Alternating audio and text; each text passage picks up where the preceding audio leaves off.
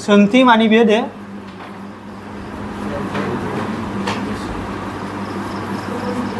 सोंथि 12.2 नि 12.2 जेबो गोदान फर्मुला गैया मिथिबायना 12.1 आव जों जेखौ सोलोंदों बेनो जाफिनजोबगोन गोसोआव लादो बे मा हिरननि मावसुलु होनबा हिरननि मावसुलु सेम फर्मुलाजोंनो बाहायनांगौ दे 12.2 आव नाय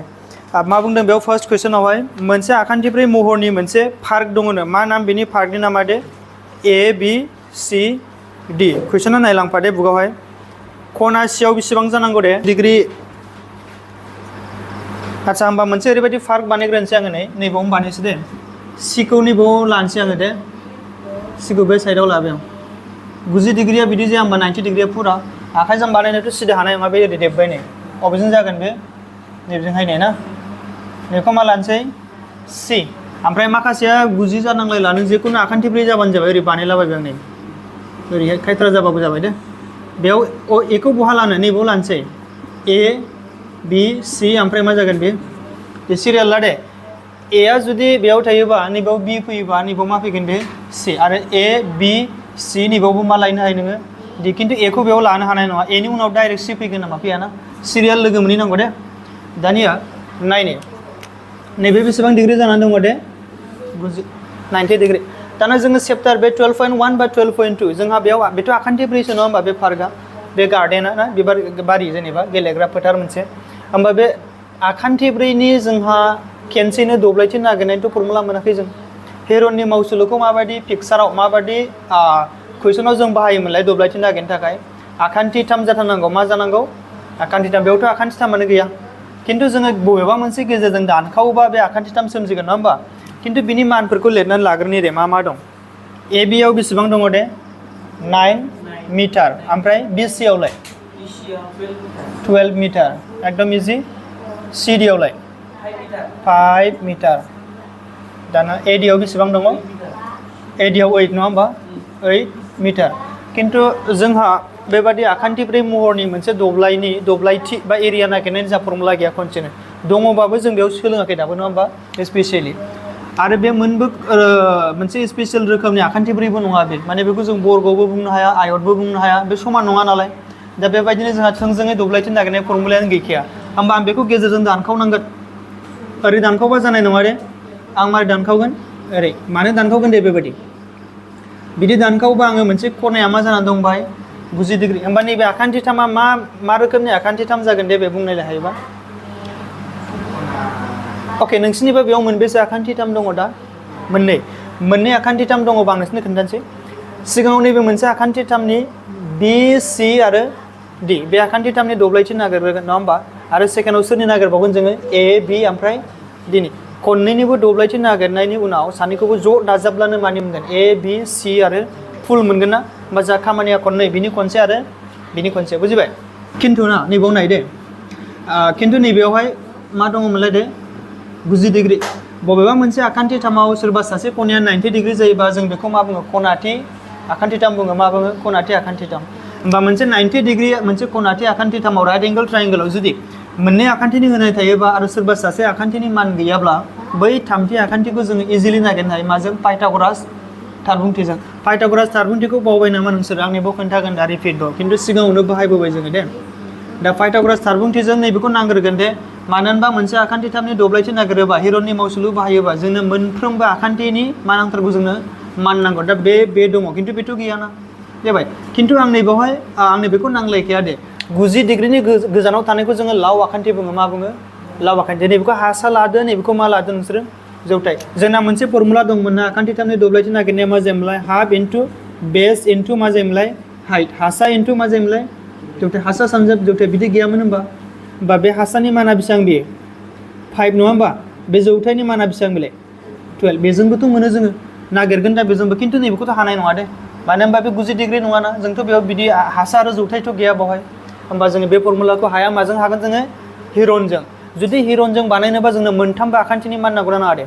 मानो होनबा जोंना S minus A S minus B S minus C होमबा बेखौ ए बेखौ बि लाबाय सियाथ' बिसो जागोन बा बिनि मानखौ नागिरनानै लाग्रोनांसिगोन जों जेरैखि जाया नङा होमबा दा बोरै नागिरगोन बेनि मानखौ नागिरनोबा नोंसोर नैबे आखान्थिथामखौ साननानै लाग्रोनांगोन मानो होनबा बे 90 डिग्री लायोबासो जों थामथि आखान्थिखौ नागिरनो हायो हिरननि मावसुलुखौ मिथिबाय होमबा बेयावहाय जोङो पिक्सारावथ' जोंनो ए बि सि डि होनाय दङमोन बि डि खौथ' फोनांजाबनाय होननानै खोन्थायाखैमोन जोंसो बानायदों ओंखायनो मा लायगोन मा होगोन बेयावहाय ए बि सि डि आव नङा होमबा दब्लायाव बेयाव मा खालामसै दे बि डि खौ मा खालामबाय बे सलुसन जाबाय दे बि डि खौ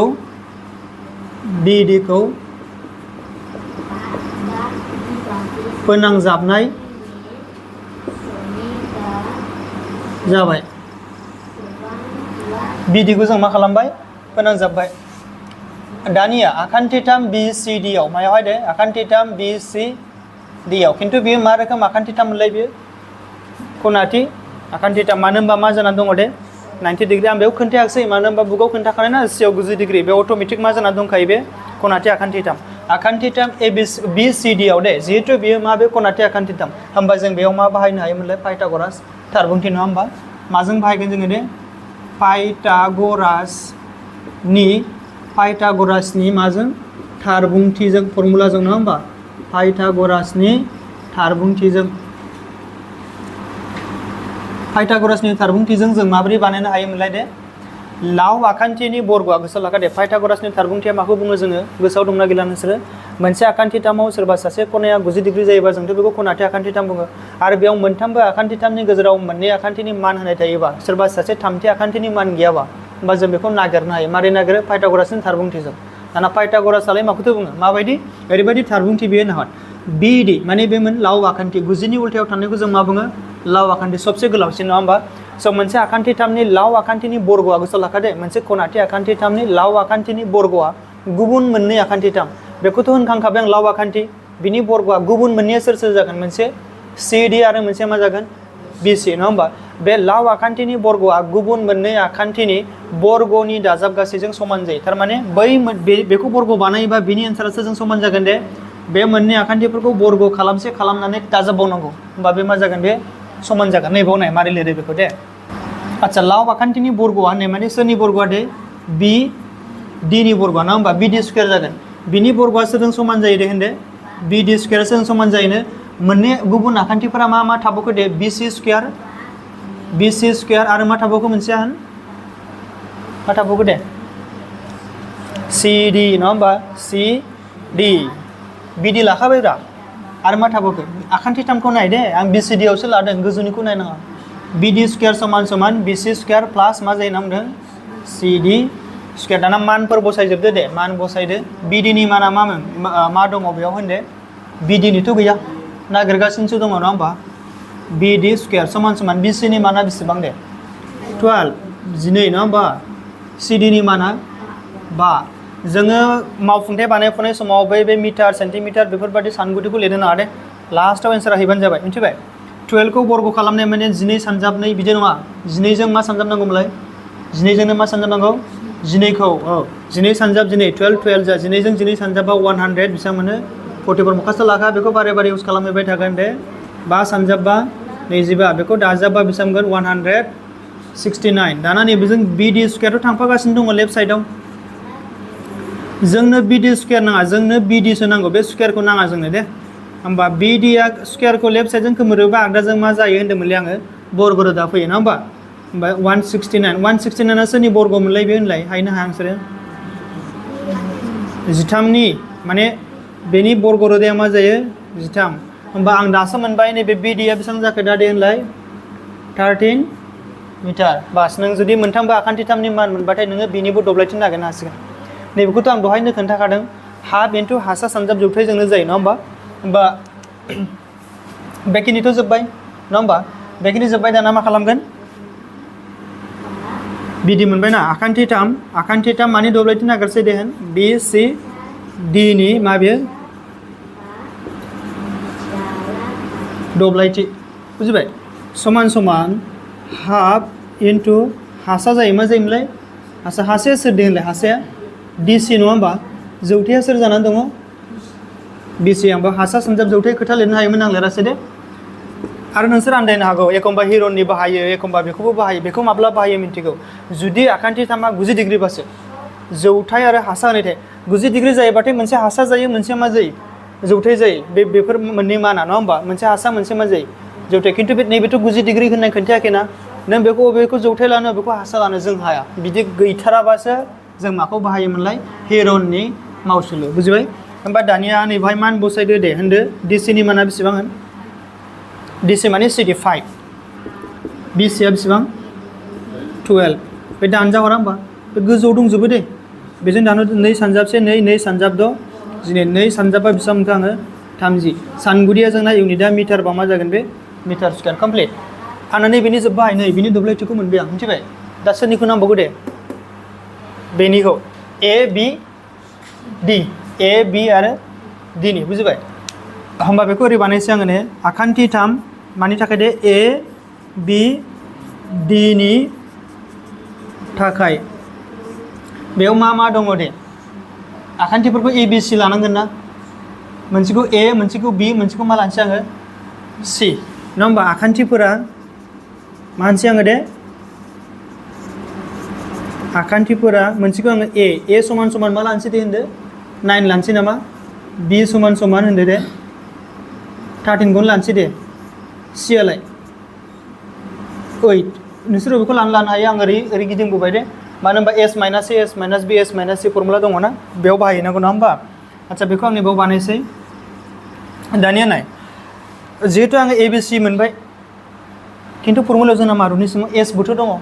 एस आ मारै मोनलाय दे एस होननाय माने मा जिनिस मोनलाय बे खाव सोरगिदिं सिमा ना मा मोनलाय खाव आरो नैबेनिफ्राय फैबाय दे बे आरो मा होगोन आङो दे खाव सोरगिदिं मा जायो सिमा खाव सोरगिदिं सिमा माने एस नङा होमबा आंना जायगा गैला आरो कन्टिनिउ लिरबानो जाबाय बेखौ दाजाबजोबनांगौ ना 9 प्लास 13 प्लास बेसेबां दङ 8 डिवाइडेड बाय माजों रानोमोनलाय दे 2 खाव माने खावसे मोनसे गथा महरखौ टटेलखौ माजों राननांगौ 2 जों दे दाजाबदो बेसेबां मोनो होन दे बेसेबां मोनो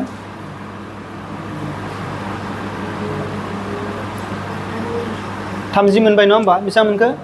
30 30 खौ 2 जों रानोबा बेसेबां मोनो होन 15 मिटार होमबा आङो एस निबो मान मोनबाय होमबा सोरनि दब्लायथि नागिरनांगौ दानिया दे बेनिनो नङा होमबा सोरनि दब्लायथि ए बि डि निनो अब्ला आखान्थि 3 मानि दब्लायथि मोनलाय दे ए बि डि नि माबे दब्लायथि फर्मुलाया मामोनलाय गोसोआव दङ S minus A S minus B S minus C दे दानिया होनदो मानफोरा मा एसआ बेसेबां दं होनदो एसआ 15 नङा होमबा 15 माइनास ए खौथ' 9 लादोंमोन ना आङो आरोबाव 15 बि खौ मा लादोंमोनलै आङो 13 15 माइनास 8 दानख'द' 15 थाबाय नङा होमबा सानजा 15 माइनास 9 बेसेबां थायो 6 बिलाय 13 माइनास खालामबा 2 बिलाय दाइन दानख'योबा 7 दाना बोखाव जानायफोरखौ बोखावनांजोबगोन ना बेखौहाय सानजाबगिरि बिजिरबा 15 मा जायोमोनलाय 5 सानजाब 3 2 सानजाब मा जागोन बे 2 सानजाब 3 द' मोना होमबा ओमफ्राय 2 ओमफ्राय आरो मा थाबावखो 7 सोर जरा जाखो सिङावहाय दे 3 जरा जाबाय ना बा 3 जों 3 मोनसे फैबाय नङा होमबा आरो सोर जरा जाबावदों दे 2 सिङाव बै सानैयाथ' लोगो गैला 5 जों सोरजों थाबोखो 7 सानजाबा 35 जाबाय नङा होमबा बिनि उनावहाय 3 सानजाब 2 मा मोनो 6 6 बेसेबां मोनखो आङो रुट 35 नङा होमबा बेखिनिखौ लिरनानै लाग्रोलाय दे बेखिनिखौ नट डाउन खालामनानै लाग्रो बिनि उनावहाय थारमाने नै आं नोंसोरनो खोन्थाखानि जोंना नैबे आखान्थि 3 नि दब्लायथिखौबो मोनबाय आरो बिनिखौबो मा मोनबाय कमप्लिट जाबाय दानिया बे सानैखौ जोङो मा खालामनांगौ दाजाबनांगौ बे सानैखौ दाजाबबानो फुल कमप्लिट जागोन नंगौ ना नङा ओंखायनो नोंसोर बेखौ लिरनानै लाग्रो दे फटाफटनो दानिया ससेखौ नायदो नै जोंनो मानि दब्लायथि नांगौमोनलाय ए बि सि डि आं बेयाव लिरफैबाय दे ससेखौ खोमोरबाय आं नैबेखौ लिरबाय नै बेनिफ्राय सुरु खालामफिनदोलाय नङा होमबा दानिया ए बि सि डि नि दब्लायथि मेन कुइसनाथ' जोंना ए बि सि डि नि सोबिदों बा बे मोननैखौ दाजाबनांगोन ना दाजाबनाङा ओंखायनो बेयाव मा लिरदों दे आङो आखान्थि 3 मानि दब्लायथि बि सि डि नि बिनि दब्लायथि आरो मोनसेया माबे आखान्थि 3 ए बि दे बे मोननैनि दब्लायथिखौ मा खालामनांगौ जोङो दे दाजाबनांगौ दाजाबबानो जाबाय खोथायाथ' बेनो खिन्थु नै बरग'र दा दंबावो ना नै बिनि थाखाय एसे खस्थ' जाबावगोन माब्रै BCD नि माना बेसेबां दिहुनदो BCD आव आं दासो बेसेबां दिहुननानै दोन्दोंमोनलाय बेयावहाय हनै खनायाव लिरना होखादों बेसेबांमोनलाय 30 मिटार स्क्वायर नङा होमबा बेसेबां बे 30 मिटार स्क्वायर प्लास सरि ससेयालाय मिटारखौ आं लिरथ'ला दे लास्टआव होनसै ससेया मा बे मोनसेया नैबेनिया ABD निया बेसेबां मोन्दोंमोन जोङो 6 ओमफ्राय रुट 35 नङा होमबा दा नोङो बेखौ बोरै दाजाबगोन दे डाइरेक्ट नोङो 30 + 6 36 बिदि नङा दे गोसोआव लाखा बेहा मा बे रुट दङ बेहाथ' गैयाना बर्गरद्वार गैया बिदिबा बेखौ डाइरेक्ट दाजाबनो हाया नोंसोर 30 + 6 ओरै दाहर एग्जामावहाय 30 + 6 36 बिदि नङा दे बिदि दाहर बे मा खालामनांगौ नाहर नै सिगाङाव नोङो नैबेखौ बोफायबावनांगौ नैबेखौ बेखौ मा खालामबाव जेनेबा नोंसोरो आं नोंसोरनो मा होनोमोन 3a + 6x बे सानैजों 3 + 6 बिदि लिरनो मोना मानो होनबा बेहा a दं बेहा मा दङ x दं बिदि मिलायाबा बिदि दाजाबलायनो मोना दे दा बेना रुट दङ बेनाथ' गैयाना थ' बे सानैजों नों डाइरेक्ट थोंजोङै दाजाबनो हाया मिथिबाय दानिया होमबा नैबेखौ नों मा खालामदो दे बेखौ बोफायदो जुदि कुइसनाव एन्सारा बेयाव दोननायबाथ' बे थिगैनो दं एन्साराथ' जोब्बाय खिन्थु नों बेखौ बोफायनानै फाइनालसिम नागिरबावनांगौ 35आ 30 आबुं बर्ग अनजिमाथ' नङा बे जुदि बेयाव 36 फोर मोनब्ला 6 सानजाब 6 32 जायोना जाया 6 ओंखारगौमोन ना दाना बेयावथ' 35सो बोरै नागिरगोन दाना 35खौलाय मारै खालामनांगौ नाय जुदि बबेबा मोनसे अनजिमाया आबुं बर्ग अनजिमा नङाब्ला जों बेखौ बोरै रानो गोलाव राननाय बिखान्थिजों नै आं बेखौ फोरोंखानोसै बाहायनो दे 35 दङ ना गैया बेयाव दङ सिङाव 35 लिरदो ना दाना बेखौ माजों राननांगौ दे ओरैबायदि अनजिमाजों राननांगौ जाहाथे बै अनजिमानि बर्गआ बेखौ मोनो रानग्राया मा जागोन बेवहाय दे 6 नङा दे बेयाव 6 खाय बेयाव 6 लिरनांगौ बिदि नङा बेजों जेबो सोमोन्दो गैया 35खौ ओरैबायदि अनजिमाजोंसो राननांगौ बेयावहाय जाय अनजिमाखौ बर्ग लायोबा बेखौ मोनो माने बेजोंनो बे सानजाबनांगौ क्लास 8 आव मोनोमोन बेखौ मायाव मोनोमोन क्लास 8 आव बेखौ गोलाव राननाय बिखान्थिजों जोङो बबेबा मोनसे आबुं बर्ग नङै अनजिमानि बर्ग रोदा नागिरनाय फर्मुला बे बेयाव मा मोनसे अनजिमाखौ लायोबा बेखौ मोनगोन दे गावजों गाव सानजाबोबा जेनेबा 6 लाबाय आं दे बेयाव 6 लायोबा बेयाव मा हरनांगोन नोङो 6खौनो सानजाबनांगोन 6 सानजाबदो बेसेबां मोनगोन थामथ' बारा जागोन ना बेथ' बा 6नि खम लादो मा लानांगोन 5 होमबा 5 लायोबा 5 सानजाबबा बेसेबां मोनो 25 बिदि होनांगौ बेयाव 5 सानजाब 4 5 सानजाब 7 35 बिदि नङा 5 लायोबा बेयाव मा लाथारनांगोन 5 दाना बेखौ बोसोर दानख'दो दे बेसेबां मोनो दे होन 5 निफ्राय 5 दानख'योबा 0 3 निफ्राय 2 - 1 जाबाय बिनि उनाव नेक्स्ट बेयाव आरो गोदान रानग्रा लाबोफिननांगोन बे रानग्राया नंलालाय आरो बे जोब्बाय गोदान रानग्राया मा जायो नै बे सानैजों दाजाबनांगौ बे सानैखौ मा खालामनांगौ दाजाबनांगौ 5 + 5 बेसेबां मोनो 10 नैबेयाव गोदान रानग्रा मोनसे फैलायबाय दानिया बेखौ बे 10खौ माजों रानहरनांगौ नों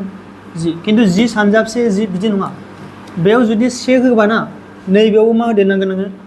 1 होनबा 101 जों 1 सानजाबोबा 101 सो मोनगोन ना मोना खिन्थु बेयाव मा दं 10 बेथ' जाला बुजिबाय 10आ रानजालाना होमबा नों बेयावहाय एसे नै 1 लाब्लानो नोंना बारा जाखायो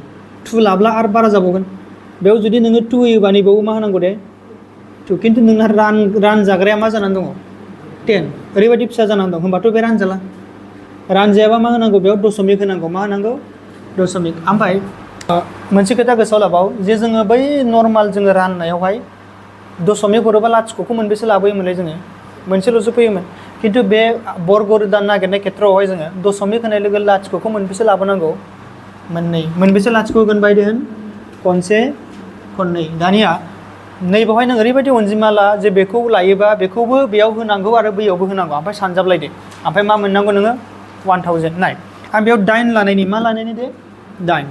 108 लाबाय बेयाव ना होमबा बेयाव 8 लायोबा बेयावबो मा होनांगौमोनलाय ओरैहाय 8 नङा होमबा आं लिरनानै नायथ'बाय नोंसोरथ' कलमजों डाइरेक्ट लिरनानै दानफिन जानाय नङा नङा होमबा लेथ्रा नुगोन नों साइडआवसो बानायनांगौ बेयाव 8 होयोबा बेयावबो 8 दाना बेखौ सानजाबदो गोलाव दे बुजिनो थाखाय जुदि 8खौ क्लास 8 आव सोलोंबोआखैबा बेफोरखौ सोलोंनांगौ नुबाय बिराद गोरा जायो ओंखायनो बेखौ सोलोंखानांगौ आरो दा बेयाव रोंनानै नोंसोर 9 खिनियावल' सोलोंनानै 10 आव बावैबाथाय आरो जालालाय 10 आव खनसे आरो फोरोंफिनबावनांगौ नङाबा 8 सानजाब 8 बेसेबां जायो 64 द' थागोन नङा होमबा 8 सानजाब लाथिख' बे 2 फैगोन ना 8 सानजाबसे 8 800 बेसेबां मोनो दे एसे खमद्राय बायदि मोनबाय आं नङा होमबा एसे बारायनानै नायनायबावसै नामा मा लानायसै दे 9 बेयाव 9 होयोबा नैबाव मा होनांगौ 9 9 सानजाब 9 दाइनजिसे 9 सानजाबसे 981 खाथियाव थांबाय ना होमबा 981 खौनो लानोसै माजों सानजाबनानै मोनखो आं बेखौ दे 9 जाबाय दाना दे दानख'नोसै बेसेबां मोनगोन दे 10 निफ्राय 1 दानख'योबा 9 बेयाव बेसेबां दंबावो दे 9 निफ्राय 8 माइनास खालामबा 1 नैबेयावथ' 9 ल'सै 9 - 9 0 लेफ्ट साइडआवथ' 0 लिरा ना होमबा बैयावहाय पॉइंट हरखानाय दं मोनबेसे फैयोमोनलाय डाबल जिर' दानिया बेजों बैजों मा खालामनांगौ होनदोंमोनलाय आरोबाव दे होन दाजाबनांगौ जेरै आंनि बाव बै 5 खौ प्लास खालामफैयाखै होनबा 10 मोनदोंना ओमफ्राय थिग बिदिनो नैबेखौबो 9 खौ बेवहाय मा खालामफैनांगौ दे प्लास दाजाबोबा बेयाव 18 मोनगोन ना 9 जों 9 दाजाबा 18 मोना होमबा 1 जों डाइरेक्ट 18 लिरबाय आं बे लाथिख' दङ नालाय 1 थ' फैखागोन ओमफ्राय 118 बुजिबाय मारै मारै बान्दों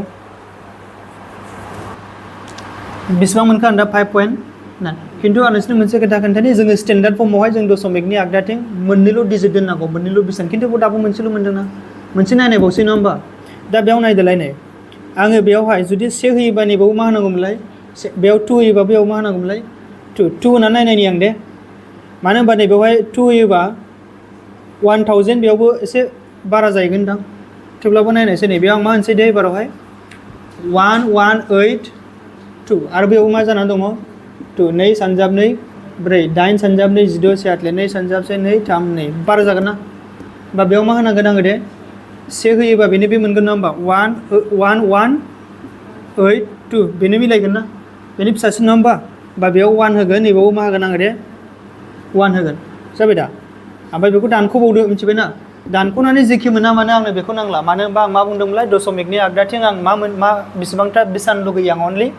मोननै होमबा 9 1 बास जाबायबो नों उननिखौ बानायबावनो हायो मिथिबाय होमबा ओरैबायदि जाबाय बे 30 to 30 जाबाय प्लास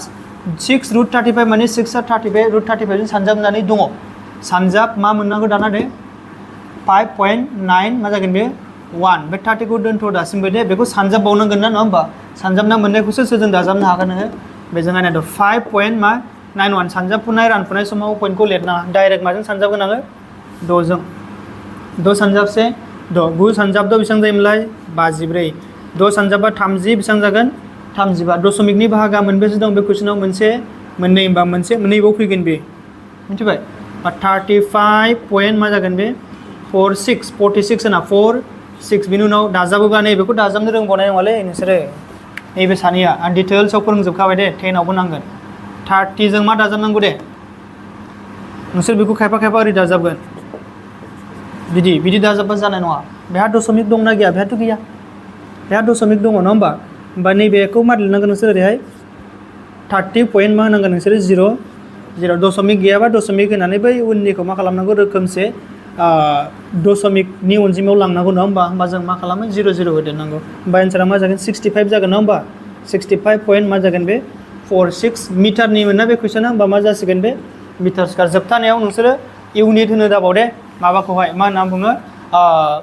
सानगुदिखौहाय मानो होनबा जोंना दब्लायनि सानगुदिया बर्ग जायो नालाय ओंखायनो बर्ग मिटार स्क्वायर बे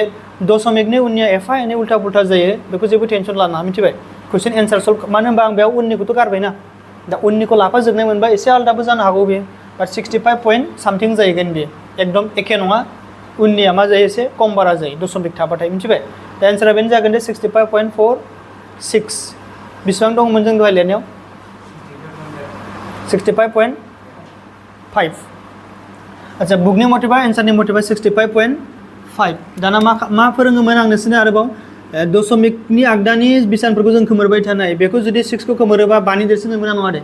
राउन्डिं खालामोबा होमबा बेनो मा गालाङोमोनलाय 1 5 नि देरसिनबाथाय बेखौ खोमोरनाय लोगो लोगो बे मा गालाङो बेनो 1 बे 2 ना 5 नि देरसिन मोना नङा नंगौ होमबा बेखौ खोमोरोबा बे खाथिनो 1 गालांबा बे 4 मा जागोन बे 5 ओंखायनो नोंसिना एन्सारनि मथेबा 6.5 जागोन बाट बिदि दोनब्लाबो बेबो कारेक्ट जेबो बेखौ टेनसन लामा मिथिबाय ना होमबा नैबे जिनिसखौबो गोसोआव लादे मारै नागिरदों बेखौ नांगोन होमबा बे जासिगोन ना नैबेखौ लिरनानै हरलायलायनो हादे एग्जामावहाय साइडआव बानायनानै ड्राफ्ट खालामनानै हरनाया जेबो नङा खिन्थु बेखौ देखायनानै हरलायलायनाङा मिथिबाय जास्ट बेयाव आं नैबेनि मानखौसो नागिरना होदों दे दानिया जोङो कुइसन नाम्बार 2 नायसै दे आচ্ছা दानिया कुइसन नाम्बार 2 खौ नायदो मोनसे आखान्थि ब्रैनो जायनि मुङा मा मुं बियो ABCD होमबा ABCD बानायना लाग्रोनोसैलाय नामा बेयाव सोरनिबा खनाथि खना माबा माबि बिदि 90 डिग्री होनाय दङ नामा दे गैयाना जेबो होमबा बेयावहाय आं जेखुनु मोनसे आखान्थि ब्रै आखिना लानोसै मा आखान्थि ब्रै बे ABCD नङा होमबा A आচ্ছা नैबाव बानायसै बारा गिदिर बानायला फिसानो बे जिखुनु मोनसे मा जाबाय बे आखान्थि ब्रै A B C आरो मा बे दे मानफोरखौबो बुंदो दे AB नि माना बेसेबां 3 सेन्टिमिटार BC नि माना 4 सेन्टिमिटार ओमफ्राय CD नि माना बेबो 4 आरो AD माने DA नङा होमबा बेसेबां 5 सेन्टिमिटार आरो गेजेरजों दङ मा नाम AC माने बे खना हांखो होना होमबा मोनसे खनानिफ्राय गुबुन मोनसे खनाखौ फोनांजाबनाय बे गेजेरनि हांखोखौ जों मा बुङो खना हांखो बेसेबां जानानै दं बे 5 सेन्टिमिटार होमबा कुइसनखौ नायनानै नोंसोर सिनायखाबाय दहायनिजों एखे नंगौना नङा पिक्सारालाय एखे दहायनिफ्राय गोरलैसिनसो जागोन नामा मानो होनबा दहायना गेजेरनि मान दङमोन नामा दे दानाथ' दंखायो होमबा बेयाव मोनबेसे आखान्थिथाम मोनलायखो नोंसोर दे मोननै नङा होमबा सिगाङाव नैबेनि दब्लायथि नागिरगोन ओमफ्राय खनसे सोरनि नागिरगोन बेनि खिन्थु बेयावहाय 90 डिग्री होननानै खोन्थानाय दं नामा दे गैया 90 डिग्री नङा माने बे माना मोनसे खनाथि आखान्थिथाम होननानै मिथिनायब्ला जों मा बाहायगौमोनलाय दे हाफ इनटु हासा इनटु मा जागौमोनलाय जौथाइ बेजों थाब मोनो नङा होमबा दा नोंसिना मिनिंफोराव गाइडफोराव नायोबा बा सोरबाया फोरोङोबा मा फोरोंनो हागौ आखान्थिथाम नंगौना खनाथि आखान्थिथाम नंगौना नङा बेखौबो चेक खालामनायनि टेकनिक दंबावोसो मिथिबाय बेयाव बुकआव खोन्थायाखै जे सोरबा सासे खनाथि आखान्थिथाम जानानै दं खिन्थु जोङो बेखौहाय थेवब्लाबो नागिरनो हायो खनाथि आखान्थिथाम जायो नामा होननानै नायग्रोमनो हायो जुदि खनाथि आखान्थिथाम जायोबा जों माखौ बाहायोमोनलाय फर्मुलाखौ हाफ इनटु बेस इनटु हाइट हासा इनटु जौथाइ बेखौ खिन्थु आखान्थिथामा बेयो खनाथि नंगौना नङा बेखौ नायग्रोमनायावनो टाइम थांखागोन नोंहा पाइथागरासनि फर्मुलाजों नायग्रोमनो हायो दे ओमफ्राय जोङो बेखौ खनाथि आखान्थिथाम नंगौना नङा फोरमान खालामनो हायो फोरमान खालामनायनि उनाव जुदि नंगौबा बेखौ बाहायनो हायो नङाब्ला माखौ बाहायनो हायो जोङो हेरननि बाट नंगौ नङा नायग्रोमनायावनो टाइम थांखागोन ना बिनि बदलै आं मा बानायसै बेवहाय दे थोंजोङैहाय हेरननि मावसोलोखौनो बाहायसै मोननैयावबो मानि बाहायसै दे हेरननि जाबाय होमबा नायदो आं सर्ट बानायसै बांद्राय खोथा लेला डाइरेक्ट मा लिरगोन आखान्थिथाम मानि थाखाय दे AB जों बे AC खौ एक्सट्रा फोनांजाबाखै बे बुकआवनो दंखायोमोन नङा होमबा ओंखायनो AC खौ फोनांजाबबाय बिदि लिरलायलायनांला बेवहाय आं मा लाबाय आखान्थिथाम ABC याव नङा होमबा आखान्थिथाम ABC याव आं मा लिरनो हायो दे S नागिरसै आं डाइरेक्ट S माने मामोनलाय दे खाव सोरगिदिं सिमा दाजाबनांगौ गासिखौबो दे मा होनदो दे 3 + 4 + 5 डिवाइडेड बाय 2 बेसेबां जागोन दे 5 जों 3 जों 8 12 नङा होमबा बेसेबां मोनखो आङो 6 थिगैनो दंना बे दाजाबनाया 5 + 3 8 and 4 बेसेबां मोनो 12/6 होमबा 6 सेन्टिमिटार मोनबाय आङो बिनि मा मोनबाय आङो 3 4 5 दाजाबनानै सोरगिदिं सिमा मोनबाय बेखौ 2 जों दानबाय माने खाव जाबाय नङा होमबा S ओमफ्राय बेखौ सोरखौबा A लागोन सोरखौबा B लागोन सासेखौ मा लागोन आङो C आरो नोंनाव दा माबो दङ दे S बो दङ नङा होमबा मा खालामसै बाय दे बेखायनो आखान्थिथाम मानि दब्लाय दे ABC नि दब्लाय समान समान फर्मुलाया S of S - A बेनो नङा होमबा आं फर्मुलाखौ लिरला डाइरेक्ट बसायसै S नि माना मा जानानै दङ 6 सिङावहाय 6 दानखौ S - A माने आंथ' बेयाव ABC लायाखिसै खिन्थु आं डाइरेक्ट आखान्थिफोरखौनो मिथिखागौ ना डाइरेक्ट 3 दानखौनोसै नङा होमबा ओमफ्राय उनाव 6 - 4 ओमफ्राय 6 - 5 दे उनाव द' मा जायो 6 बेनिफ्राय दानख'योबा मा जागोन 3 बेयावलाय 2 बेयावहाय 1 सोरबा बोफाय जायो नामा 6 नङा होमबा 3 सानजाब नैबे गासिबो जेरै दं ओरै लिरदो 1 खौलाय लिरलांनो आरोना होमबा जरा जाजोब्बाय नामा 3आ बायहेरायाव फैबायना मोनसे 2आबो मोनसे फैबायना बा थारमाने जरा जायोबा मोनसे फैयो होन्दोंमोन ना आङो होमबा 3 सानजाबनि बायहेरायाव मा फैगोन 3 मोनसे 2 मोनसे फैबायना बुजाखै नामा 3 मोनसे फैबाय 2 मोनसे फैबाय 3 सानजाब 2 द' 6 सेन्टिमिटार स्कुवेर होमबा जों फारसेनि मोनखालायबायना आरोबाव नायबावदो नै आरोबाव मानि थाखाय आखान्थिथाम दे ना मा होनदों ACD आव S समान समान मा जागोन होन 5 + 5 + 4 डिवाइडेड बाय 2 14 जाया होमबा गोजौआवहाय होमबा बेसेबां मोनगोन आङो 7 होमबा दब्लायथि नागिरसै दा बेनिखायनो मानि दब्लायथि दे आखान्थिथाम ACD नि दब्लायथि बा दब्लाय बेसेबां जागोन 7 माइनास दे होनदों मानफोरा होनदो 7 - 5 7 - 5 आरो 7 - 4 बेसेबां जागोन होमबा नैबावथ' 7 आथ' थाथ'गोन नङा होमबा दानख'योबा 2 बेयावबो 2 बैयावहाय 3 सोर मिलायखो 2 ल'सो ओंखारबाय नङा होमबा बा बाहेरायाव मा फैसै दे 2 सिङाव मा थाबाय 7 3 जा 7 सानजाबथाम 21 सेन्टिमिटार दाना बे सानैखौ मा खालामनांगौमोनलाय बे सानैखौहाय दाजाबनांगौ सिगाङावथ' जों दहायनि बायदि 2 मोनलायबाय नै आरो सेकेन्डआवहाय नै जोंहा मा जालायबाय खस्थ' जालायबाय 21 नङा होमबा दाना बेखौ नैबाव लिरफैसै आङो नायदो दानिया नङा होमबा नाव सोरनि दब्लायथि मोनलायदो होनदो A B C D नि मा बेयो दब्लायथि नङा होमबा बेयाव समान समान होननानै हर लिरबानो जाबाय दे मा दङ बेवहाय दे मोनसे 6 प्लास मा दङ 2 प्लास 2 into root 21 माने बे सानैनि दब्लायखौ दाजाबसै नङा होमबा दहायनि बायदि 6 प्लास 2 8 जागोन बिदिथ' लिरनाङा होनखादों नङा होमबा मा नैबेखौ सिफायग्रोनांगौ प्लास 2 सानजाब बिनि माना मारै जागोन दे होननायलाय 21 खौ सोरजों रानगोन दे एसे नोंसोर होनहर एबाराव दे 21 खौ माजों रानग्रोगोन दे बेवहाय 21 खौ आं बेयाव मा मोनसे अनजिमा लागोन जायखौ लायोबा डाबल माने बर्ग बानायबा बेखौ मोननांगौ नाम्बारल' लानायफ्रा फिसा नाम्बार गोसोखांनाय होननायबाय था 2 लानाय 4 लानाय 5 लानाय 6 लानाय नाय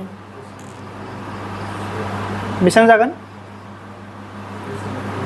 मा जाथावगोन 4 ना 5 ना 6 5 लायोबा बेसेबां जागोन दे 5 सानजाब 5 बारा जाबाय खम बानायदो ना 4 सानजाब 4 16 4 सानजाब 4 16 दे दानख'द' बेसेबां जागोन 1 निफ्राय 6 दानख'योबा 5 थागोन नङा होमबा बेयावथ' जेबो गैला नङा होमबा दाना दहाय फोरोंनाय बायदि मा खालामोमोनलाय बे सानैखौ मा खालामोमोन आङो दाजाबो नैबाव प्लास होबाय आं बेसेबांखौ 8 अके बेखौथ' दे निउ रानग्राखौ मोनलायबाय गोदान रानग्राखौ उनाव जों मा खालामग्रोयोमोनलाय नैबेखौहाय मा खालामग्रोबावनांगौमोनलाय दे दशमिक हरग्रोनांसिगोन दानिया दशमिक हरोबा बेयाव मा फैगोन लाथिख' मोननै ओमफ्राय नैबाव जाय नाम्बारखौ होयो बेखौबो नैबाव होफैनांगौ सानजाब ग्रोमनानै नायसै नै 8 जों मा लानायसै दे होनदों 5 लानायसै नामा बेयाव 5 होयोबा नैबाव मा होनांगोन आङो नायनायसै दे 5 सानजाबा 25 8 सानजाबा 40 41 42 हाब खाथियावनो दंथारो नै बेनो जाहैगोन दां बेयाव 9 लाबाथाय बारा जासिगोन बे बुजिबाय होमबा बेयाव मा लानोसै आङो 5 नि बाव मा होनांगोन 5 बेसेबां मोनदों 425 दानख'दो बेसेबां जागोन बे 5 बेयाव 9 दङना हरदोंना से 9 निफ्राय 2 दानख'यो बेसेबां थायो 7 दाना आरोबाव बैखौ मा खालामोमोनलाय बेयावहाय प्लास बेसेबां जागोन बेयाव 0 90 जाबाय पइन्ट हरखानाय दं मोनबेसे फैयोमोनलाय लाथिख'आ मोननै मोनसे डिजिट नायबावसै दे गोसोखांथ' मा जाथावथाव जेखुनु सानजाम ग्रोबनानैसो नायनांगोन नङा होमबा नैबाव जेखौ होयो बेखौ बेयाव होनांगौ नङा होमबा मा लानोसै 2 लायोबा खम जागोन दां 900 जागोन 1800ल'सो जाहैगोन थारमाने आङो बेयावहाय 6 फोर होनायसै 906 होयोबा बेयावबो मा होबाय आङो 6 6 सानजाब 6 36 माने खनसेनो 3 लिरदों मानो होनबा लाथिख'नि ओंथियाथ' लाथिख' 6 0 0 0 प्लास 3 बेनो जागोन ना 9 सानजाब 6 नै दाबो खमद्राय बायदि मोनबावबायसो आङो 7 होनायसै दा 7 होयोबा 7 सानजाब 7 मा जागोन 49 बे सिगांनिखौ खोमोरथ'वाखै आं मानो होनबा दा बेखौनो होनांगोन ना बारा जायोबा 9 सानजाब 7 रुजथाम नै जाहां जाहैबाय ना खेनसे होनायबावसै 8 नायनायबावसै दा 8 सानजाब 8 24 9 सानजाब 8 बेसेबां जायो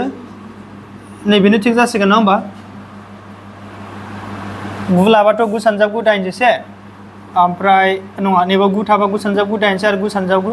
अभार जागोन ना 8000 ना होमबा 7 2 6 4 माजों मोन्दोंमोनलै आं बेखौ 7 जोंसो 8 जोंनो मोन्दोंमोन नङा होमबा 8 जों नैबाव मा जागोन बेयो जेखुनु आंना एन्सारा मा मोनखो दे नैबावहाय 4.58 बुजिबाय दा दाना बिनि उनाव मा खालामनांगौ दे बे सानैखौ सानजाब बावनांगौ ना 2 सानजाब 8 16 से हाथ लिर 2 सानजाब 5 10 11 से हाथ लिरबावना 2 सानजाब 4 8 बेजों मा जागोन बेयो 9 दाना बे सानैखौ दाजाबदो बेजों लेफ्ट साइडनि जों दशमिक गैयै सानजाब 9 जों 15 15.16 मा जागोन बे सेन्टिमिटार स्कुवेर अके एन्सारा बेयावनो जोबगोन दे होमबा जोंना कुइसन नाम्बार 2 आबो बेयावनो जोबगोन दिनै कुइसन नाम्बार 4 खौ नायदो दे कुइसन नाम्बार 3 खौ आं बानायासै दे कुइसन नाम्बार 3 खौ जों मालाबा सम लानानै दिहुननानै बानायसैलाय दाथ' जोंहा समबो गैला कुइसन नाम्बार 3 आ आं मानि थाखाय बानायाखै होनबा बे कुइसनखौ दिनैसिम आं कुइसन एग्जामाव नुफेराखै दे गोसोआव लादो कुइसन नम्बर 3 को एग्जामाव बोर्डनि कुइसन बानायोबा आं नुफेराखै माने होलाबायनो नागिरा बेखौ दे ओंखायनो आं बेखौ बानायनाय नंला डाइरेक्ट मायाव फैसै जों दानिया 4 उनाव बानायसै 3 को जोङो 4 नाम्बाराव नाय मोनसे आखान्थि थाम आरो मोनसे लिग दब्लाय गोसोआव लाखा मोननै गुबुन गुबुन महरनि दाथाय गोनां दब्लाय गोनां मा खालामनांगौ बाहाय सावगारि आखिनानै लाग्रोनांगौ जोङो ना मोनसेया माबायदि दब्लाय बे आखान्थि थाम नङा होमबा आरो मोनसेया माबायदि लिग दब्लाय बिसोरनि हासाया एखेनो माया एखे दे मोनसे आखान्थि थाम आरो मोनसे लिग दब्लायनो जायनि हासा आरो दब्लायथि सानैबो एखे हासायाबो एखे आरो एरियायाबो मा जानानै दं एखे र' बेखौ ओरैबायदि पिक्सार इमाजिनेसन खालामनो हायो दे पिक्साराथ' बाव खोन्थायाखै जोंसो बानायनांगोन आरो आं बानायनाया एक्जाक्ट जाथारगोन बेबो नङा मेला रोखोम बानायनो हायो जों ना आङो मोनसे हासा बोबाय नैबाव दे हासाया बे हासायानो सोरनि जागोन आखान्थि थामनिबो जागोन आरो बेनि मानैबो जागोन लिग दब्लाय अके बे बर्डआ माबायदि महर बिलाय बे बर्डखौ जों लिग दब्लाय बुङा बेखौ जोङो मा बुंगोन आयत दब्लाय बुंगोन माने खना खनायाव मा जानानै दं बे 90 डिग्री बाट लिग दब्लायनि ओंथिया माबायदि ओरै एसे दोबोनाय ओरैहाय लिग दब्लाया नैबेबायदि जायो बेफोरबायदि जायो मिथिबाय बिसोरनि लिग दब्लाया माने आयत दब्लाय बायदियानोखा माब्रैहाय बिसोरनि मोनफ्रोमबो आखान्थिफोरा माने उल्था मोनफ्रोमबो नङा उल्था आखान्थिफोरा मा जायो बिसोरनिया समान जायो नैबे आखान्थिजों मा जागोन समान आरो लिगबो जागोन बिसोरो मा जायो लिग पेरेलाल आरो नैबे आखान्थिया नैबे बिनि उल्था आखान्थिजों लिग जागोन आरो समानबो जालायलायगोन दे आङो नाम लाबाय बेखौ ए बी सी आरो डी बेयाव नामफोर होनाय दङ नामा गैयाना आं लाबाय जिखुनु नङा होमबा हासाया बेयाव मा जानानै दं साननानै लाबाय आं दा सिरि आरो बेयावनो मोनसे मा दंबावो आखान्थि थाम दंबावो मा दंबावो आखान्थि थामखौ आं बेयावनो रिसिंजों आखिना हरनो हायो जेबो नङा बाट आं गाहायजों बानायसै ओरैजों मोनसे मा बानायबाय दे आखान्थि थाम नाय दे बिनि नामखौ आं मा लानोसै A B C D E लानोसै नङा होमबा मा लानोसै आङो इ बे सानैनि दब्लायथिया मा जानानै दङ दे कुइसन मथेबा समान जानानै दं बे सानै दब्लायथिया मा जानानै दङ समान नाय नैबिनि दब्लायथिजों मा जानानै दङ समान दाना माबाफोर साइड होनाय दङ नामा नायदो दे आखान्थि थामनि आखान्थिफोरा 26 28 आरो मा जानानै दङ 30 बुजिबाय मा जानानै दङ 26 28 आरो 30 जाबाय दा आरो लिग दब्लाया 28 सेन्टिमिटार हासानि सायाव थायोब्ला लिग दब्लायनि जौथायखौ मा दिहुननो थिनदों बेखौ बाद होथ' जों पिक्सारखौ बानायग्रोनि नङा होमबा कुइसनाव मा बुंदों दे आखान्थि थामहा मोनथाम आखान्थिफोर दङ मा आखान्थिफोर 26 28 आरो 30 खिन्थु बै हासाखौ मा नाम होनानै दोनदों बेसेबांखौ हासा लानानै दोनदों बिसोर दे 28 लाना लायाखै लिग दब्लाया बेसेबां सेन्टिमिटार हासायाव दङ बे 28 थारमाने नैबे आखान्थि थामनि हासाया बेखौ लादो बे मा जागोन बे 28 बे 28आनो लिग दब्लायनि हासाबो जागोन आखान्थि थामनिबो मा जागोन बे हासा जागोन बुजिबाय होमबा बाखि मोननै मा थाबावगौ जोंना 26 एन्ड 30 होमबा नैबो मा लेसो दे 26 नि बे मा जागोन बे खिन्थु बै लिग दब्लायनि जेबो इनफरमेसन गैया दे आं नोंसोरनो मोनसे खोथा खोन्थाखाबायसै लिग दब्लायनि दब्लायथिनि फर्मुलाया मा जायो आखान्थि थामनि दब्लायथि नागिरनायखौथ' जों रोंखाबाय खिन्थु लिग दब्लायनि फर्मुलाया मा जायो ना हासा सानजाब जौथाय जायो मा जायो हासा सानजाब जौथाय हासाथ' दङ नङा होमबा जौथाय गैया बावहाय बेथ' खायथ्रासोना बेखौ जौथाय लाया जौथाया मा थोंगोर आं नैबो जौथाय मोनसे बोना होनि नायना हर साननानै लादो नैबे मोनसे आं मा बोबाय नैबे खनाजोंहाय ओरैहाय नैबे मा बे दे जौथायखौ आं मा नाम होनसै ओइच मा लाथ'बाय आङो ओइच होमबा बे नैबे लिग दब्लायनि दब्लायथिनि फर्मुलाया मा जागोन हासा सिडि नङा होमबा सानजाब जौथाय माने मा जानानै दं बेयाव ओइच बे मोननैखौ सानजाबानो दब्लाय मोनो खिन्थु बे ओइचखौनो नागिरनो थिनदों गोसोआव लादो बेखौ नागिरनो थिनदों नाय दानिया आङो मा नागिरनोसै आखान्थि थाम खोनासं आखान्थि थाम मा नाम दे सि डि इ आव एसआ बेसेबां दे होन दे एसआ दाजाबनांगोन ना 26 प्लास 30 प्लास 28 हिरननि मावसुलुजोंसो नागिरनो हागोन ना नङा होमबा नट बे सानैनि दब्लायथिया समान थारमाने आखान्थि थामनि दब्लायथि मोननाय माने सोरनि दब्लायथि मोननाय देहोन लिग दब्लायनि दब्लायथि नागिरनांगौबा नोंनो मा नांगौ दे हासाबो नांगौ आरो जौथायबो नांगौ जौथायथ' गैया नागिरनांगौसो बिनि थाखायनो जोङो बिनि दब्लायथिखौथ' मानो नागिरनो जों सोरनि दब्लायथि नागिरगोन आखान्थि थामनि मानो होनबा बिनि दब्लायथियानो बिनिबो दब्लायथि जायो ना कुइसनाथ' बेखौ नागिरनो थिनदों दसे उनाव बुजिगोन बाट आं सोरनि दब्लायथि नागिरग्रोनोसै दे आखान्थि थामनि नाय होमबा बेखौ माजों राननांगौमोनलाय होन दे दाजाबदो बेसेबां जागोन 20 20 40 52 50 82 बायदि मोनबाय आं दे दाजाब दे स्पिड दाजाब बेसेबां जागोन 6 जों 6 12 जाया होमबा 1 आथलेट 2 3 5 6 7 मा मोनखो 8 होमबा बेसेबां मोनखो आङो 1 दानबाय बेखौ नङा होमबा 2 सानजाब 4 दान 2 सानजाब 6 नै 41 मा मोनखो आङो सेन्टिमिटार दाना बेखायनो सोरनि दब्लायथि दे आखान्थि 3 CD E नि मा बे एरिया माने मा होननाय जायो दब्लायथि होमबा समान समान गाहायाव लिरसै आं दे ओरै लिरला दे 41 माइनास मा जागोन दे 26 41 माइनास 30 41 माइनास 20 मिस्टेक जाबायलै आंना नैबाव लानाया बे 28 सो जानांगौ ना मोनसे 26 30 ओमफ्राय मा जायो 28 दे दाजाबफिनलाय दे होनलाय दे बेसेबां मोनहैदों दा 26 मोन नालाय दा 2 बारायबायना मा जासिगोन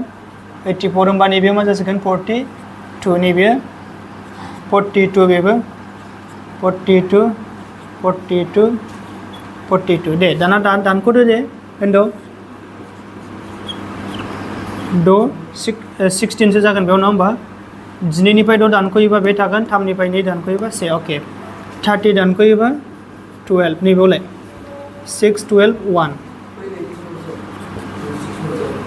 अके नैबे नङा होमबा आं लास्टआव लाबाय दे बेखौ आं बैयाव दहाय फार्स्टआव लिरफ्लांनायखाय लिरफैफ्लांदों दे होनदो होमबा दानख'फिनदो बेखौ 12 निफ्राय दानख'योबा 4 14 सो जागोन दे नैबेयावहाय बोखावनो मारै बोखावगोन दे नैबे 12 खौ आं मा खालामगोन दे 12 खौ 4 सानजाब 4 बानाय जाया होमबा डाइरेक्ट मानो होनबा 4 सानजाब 4 मा जायोमोनलाय 12 42 खौ बोखावसै दे 2 सानजाबगिरि बिजिरबानो जाबाय 2 सानजाब 2 4 2 सानजाब 1 2 3 सानजाब मा जागोन बेयाव 7 होमबा 2 into 3 into मा जाबाय 7 नैबावथ' into दंबावो नङा होमबा नैबेलाय 12 आ 2 सानजाब 6 2 सानजाब 3 जाबाय डाबल 2 ओमफ्राय 3 नैबे 2 सानजाब 7 2 सानजाब 7 दे सोर ओंखारबोयो सानदों 2 खौ सानग्राय टटेल मोनबेसे जाखो मोनसे मोननै मोनथाम मोनब्रै जायोबा मोननै फैगोन ना 2 आ मोननै फैबाय दा 2 नि खामानि जोब्बाय दे 3 आबो मोननै नङा होमबा 3 आबो फैबाय दा 4 आबो 7 आबो मोननै फैजोब्बाय ना दे सानजाब जोबदो दानिया 2 सानजाब 2 4 4 सानजाब 3 12 7 सानजाब 4 मा जायो 28 नङा होमबा दा 28 जों मा सानजाबगोन आङो 12 8 सानजाब 2 16 2 सानजाब 2 4 5 8 2 6 8 9 10 13 बेसेबां मोनखो 336 सेन्टिमिटार मोन नामा बेयो सेन्टिमिटार ना मिटाराव होनाय दङमोन सेन्टिमिटार ना औ दानिया दे आङो मा मोनबाय दे आखान्थि 3 नि दब्लायथि खिन्थु दब्लाय नागिरनोथ' थोनाखैमोन जोंखौ मा नागिरनो थोनदोंमोनलाय जौथाइ माने जौथाइ लिग दब्लायनि दानिया जोङो आसल कुइसनाव टपिकआव फैसै नै माबायावहाय ओइस नागिरनायाव नङा होमबा जों बेनिफ्राय फैबाय दे मा नागिरनांगौ दानिया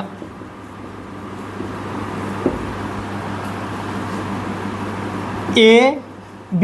C D नि दब्लायथि समान समान सोरनि दब्लायथि जानांगौमोनलाय दे आखान्थि 3 कुइसननि मटिभा सोंनाय मटिभा बे सानैनि दब्लायथिया मा जायो दे समान जायो नङा होमबा ओंखायनो आं मा लाबाय बिनि दब्लायथिया सोरजों समान जानांगौ दे आखान्थि 3 सोरनि दब्लाय C D E नि दब्लायथि आं बे नैबे लाइन लिरनायखौ हमनो हाबाय मानो बिदि लिरखो कुइसनाव बुंदोंना बिसोरो जे आखान्थि 3 नि दब्लायथिजों लिग दब्लायनि दब्लायथिजों मा खानो अलरेडि समान लिरबायना दाना नैबे आं फर्मुला लिरसै ABCD नि लिग दब्लायनि दब्लायथिनि फर्मुला दहायनो होनबाय थाखादोंमोन आं हासा सानजाब मा जायोमोनलाय दे जौथाइ फर्मुलाखौ डाइरेक्ट लिरसै ना खोथाखौनो हासा सानजाब मामोनलाय दे जौथाइ माने ओइस लिरनो हायोमोन आङो बाट आं हमनानैथ' लायाखै ओइसआ जौथाइ जामारो होननानै आखिनायावसो देखायदों डाइरेक्ट आं सोदोबखौनो लिरबाय नङा होमबा ओमफ्राय CD नि दब्लायथिया दासो मोनखाबायना बेसेबां मोनखो 336 दाना हासानि मान दंना गैया हासाया बेसेबां 28 दहाय होननायालाय बेनो हासाना एबाराव जौथाइ मोनसिगोन नामा नंगौना नङा जौथाइखौ ओरै दोनबाय बेखौ ओरै बारहरसै ना रानहैगोन नङा होमबा बे जोंथ' 28 नि साननायफोराथ' मिथिया केनसेल दाननो हाया 2 जों रानग्रोनोसै नामा नङा होमबा आंनावबा 4 जों दानसै आङो 4 नि साननायफोराव दङ होननानै मिथिखाबाय खिन्थु 2 जों दानग्रोनोसै आं दे 2 सानजाब 1 2 सानजाब 4 दाइन 2 जों दानबावसिना 2 सानजाब 1 23 थाबायना 2 सानजाब 6 12 2 सानजाब 8 बिदि रोङाबा रानबानो जाबाय साइडआव 2 जोंहाय ना गोजौहाय मा थांखो 168 गाहायाव मा थाबाय 14 2 जों दानबावसै फिसाजों दानगासिनो दं आङो दे 2 सानजाब 7 14 2 सानजाब 8 16 2 सानजाब 4 8 84 बाय मा थाबाय 7 7 सानजाब 1 7 14 थाबायना 7 सानजाब 2 12 सेन्टिमिटार जाबाय ओइसा जौथाया मा जाबाय 12 सेन्टिमिटार बेनिखायनो जौथाय समान समान गाहायाव मा जाफैखो 12 सेन्टिमिटार होमबा इजिसो बेबो फार्स्टआव नोंसोर आखान्थि 3 नि दब्लायथि नागिरदो दाना बे सानैनि दब्लायथिया सोंनाय मथेबा समान जायो नालाय समान देखायदो बिनि उनाव बे ओइसा थालांबायना लेफ्ट साइडआवहाय बेखौ बारो हरबानो नोङो मा मोनबाय ओइसनि मान मोनबाय जोब्बायना दे लिरदो दे दानिया क्वेश्चन नम्बर 4 थ' जोब्बाय नङा होमबा क्वेश्चन नम्बर 5 खौ नायसै जोङो क्वेश्चन नम्बर 5 आव मा बुंदों बेयाव मोनसे रम्बास महरनि मा दङनो फोथार दं गोसोआव ला दे क्वेश्चना मा महरनि फोथार बियो दे रम्बास आरो बेयाव माबेसे मोसौ खानो नागिरदोंनो मा 18 मोसौ गायखौ बा गायनो जाहोनो हानाय गांसो दङनो दे मोनसे फोथारनो बियो मा महरनि फोथार दे रम्बास जायोबा माबायदि महरनिखौ बुङोमोनलाय बिनि मोनफ्रोमबो आखान्थिफोरनि लावथाया मा जानांगौ समान जानांगौ बर्ग बायदि जायो दे किन्तु बर्गना मा जायो मोनफ्रोमबो आखान्थिया समान जासे जानानै मोनफ्रोमबो खनाफोरा मा जायो बेना 90 डिग्री जायो किन्तु रम्बासना 90 डिग्री जाया आखान्थिया समान जायो किन्तु माया 90 डिग्री जाया खनाया एसे देबो बेना खेथ्रा जायो होमबा रम्बास बुङोबा बिनि गासैबो आखान्थिया मा जागोन समान जागोन ओके दाना बेयाव नायदो माबेसे मोसौ गांसो जानो हायो होनना बुंदों बेयावहाय दे 18 था रम्बासनि मोनफ्रोम आखान्थिया बेसेबां होनदों बेयाव 30 मिटार थारमाने रम्बासावथ' मोनसे आखान्थिनि मिथिब्लानो गासिबनिखौबो मिथिनाय जागोन ना समान गोजाखा 10 सेन्टिमिटार होनाय माने गुबुन गासिबो मा जाजोबगोन न 30 सेन्टिमिटार मोनसेनि होनाय माने बे गासिबनियाबो मा जाबाय बेयो 30 सेन्टिमिटार करि जाजोबबाय नङा होमबा लावसिन खना हांखोआ बेसेबांनो 40 अके पिक्सार आखिग्रोनि नङाबा बुजिनाय नङा नोंसोर दे रम्बास बुङोबा आखान्थि 4 मोनसे खोबथे सावगारि जागोन आरो बिनि आखान्थिफोरा मा जाजोबनांगौ समान जानांगौ आरो मोनफ्रोमबो खनाफोरा मोनसेबो खनाया मा जानो मोना 90 डिग्री जानो मोना ओरैहाय नै बेबायदि जायो मिथिबाय बेखौ मा लानोसै आं ए बी सी आरो बे मोनफ्रोमबो आखान्थिफोरा मा जायो लावथायफोरा उन सिगां गासिबो ओरै उल्टा आखान्थिफोराबो गासिबो मा जाजोबगोन बे समान जागोन नुनायाव जों आखाइजों बानायनाय हिसाबै मेजार गैयालासिनो ना बेखौ जोङो रम्बास बादि नुवाखैबो जानो हागौ किन्तु मोनफ्रोम आखान्थिया मा जानांगौ समान जानांगौ बुकआव बेसेबां होनाय दङ दे 30 मिटार होनदोंना होनाखै मोनफ्रोम आखान्थिया मानो 30 मिटार ओमफ्राय बेयावहाय खना हांखोआ माखौ बुङोमोनलाय दे कारेन्ट थांलायबाय जानाय नङा कारेन्ट फैगोन दसे आच्छा खना हांखोआ माखौ बुङोमोनलाय जोङो खना हांखो माने माखौ बुंनाय जायो जे मोननै गावजों गाव नांजाबलायनाय नङा बे खनाया मिथिबाय फारि नङा गोजान गोजान थानाय मोननै उल्था खनाफोरखौ दाजाबग्रा बे हांखोखौनो जों मा बुङो खना हांखो बुङो बेलाय बिनि उल्था खनाया सोर बे डिनि उल्था खनाया सोर बी बा बेखौ नांजाबलायोबा जों बेखौ मा बुङो खना हांखो बुङो बबे गोलावसिन जागोन दे नोंसिनिबा दोंबेसे खना हांखो बोनो हायो जों बाव दोंनै मोनसेया एसी जागोन मोनसेया मा जागोन बीडी जागोन बबे मोनसे गोलावसिन जागोन दे नोंसिनिबा बीडी बे कुइसनाव मा बुंदों नालाय गोलावसिन खना हांखोनि माना बेसेबां जानानै दं बुंलाय दे 40 जानानै दं बेसेबां 40 मिटार बे इउनिटखौबो मा होनना बुङो सानगुदिखौबो नायजोब दे सोरबा मिटारबा गासै मिटार जानांगोन सासेया सोरबा सेन्टिमिटार जाबा जानाय नङा बेखौ सोलायनानै लाग्रोनांगौ दे बा कुइसनखौ बुजिबाय दाना बेयाव कुइसनाव सोंदों लास्टआवहाय माबेसे मोसौ गांसो जानो हायो बेयाव टोटेल 18 था किन्तु मा 18 था मोसौ जायोबा बे मासे मोसौआ बेसेबां गुवार जानो हागोन बेखौ सोंदों 18 थायाथ' जाय फाराफारि जानो हागोन किन्तु बेखौ समानै जुदि बाहाग खालामनानै होजोबोबा साननानै लादो बे रुटि मोनसे पिज्जा केकफोर साननानै लादो केकखौ नों साबेसे मानसिनो राननांगौ नोङो 18 जन मानसिनो होमबा बेसेबां गोलैगोन बिदि होननानै सोंनाय जादों थारमाने बेयाव बे फिल्डआव मोसौआ माबेसे जागोन 18 था दा बे 18 था मोसौआ बेसेबां गुवार एरियाखौ माने माफायावहाय बाहाग खालामबा माने माफायाव मोनगोन बिसोरो माने बेसेबां गुवार एरियाखौहाय मासे मोसौआ गावनि फ्रिलि इन्डिपेन्डेन्टलि बे जानो हागोन होनना बुंदों बाहाग गोलैगोन माफायाव बेसेबां गुवार बेखौ सोंदों बुजिबाय खोथाखौहाय बे फोथाराव जेसेबां गांसो दं बेयाव 18 थाथ' जानो हायो किन्तु 18 था समानै जुदि बिसोर जाथारोबा मासेयाव बेसेबां गुवार बाहागो मोनगोन बाहाग गोलैगोन बेखौ सोंदों होमबा मा आइडिया खालामगोन नोंसोरो बे टटेल एरियाखौ नागिरगोन नोंसोरो टटेलखौ माजों रानगोन नोंसोरो 18 जों रानबानो साफा माबा बेसेबां मोनजोब्बायना बिसोरो माफायाव बेसेबां गुवार गोलैखो बा टटेल नागिरनानै बेखौ माजों राननांगौ नोंसोरो 18 जों टटेलखौ बोरै नागिरगोन खनसेनोथ' नागिरनो हानाय नङा जोङो रम्बासनि दब्लायथि नागिरनाय फर्मुला दं खिन्थु बाव जोंहा इनफरमेसन गैजोबा दे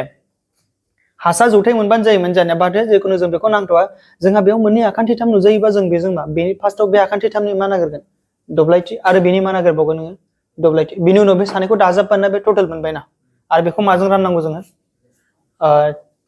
18 जोंहाय खिन्थु मोनसे खोथा जों खननै गाहाम बानायनाय नङा दे रम्बास बुङोबा मोनसे खोथा गोसोआव ला जेब्लाबो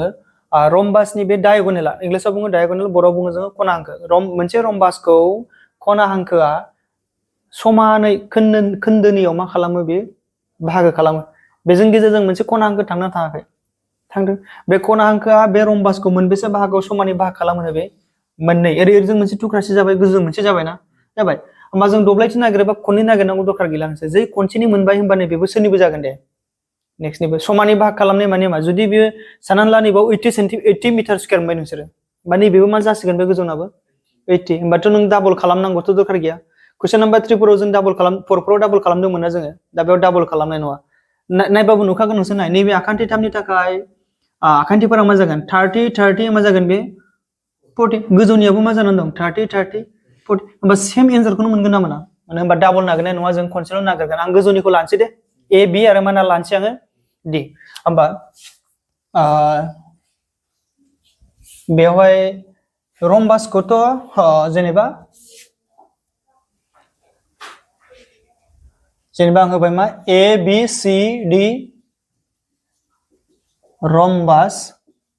लानाय जाबाय बा आखिनाय जाबाय नङा होमबा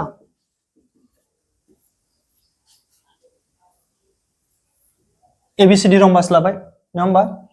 ओमफ्राय मा लिरबावनो हायो जों बेवहाय जेराव लावसिन खना हांखोआ सोर बेवहाय बिडि समान समान बेसेबां जानानै दं 40 सेन्टिमिटार जास्ट खोन्थाबाय आरो ना नट सेन्टिमिटार दिस इज मिटार दानिया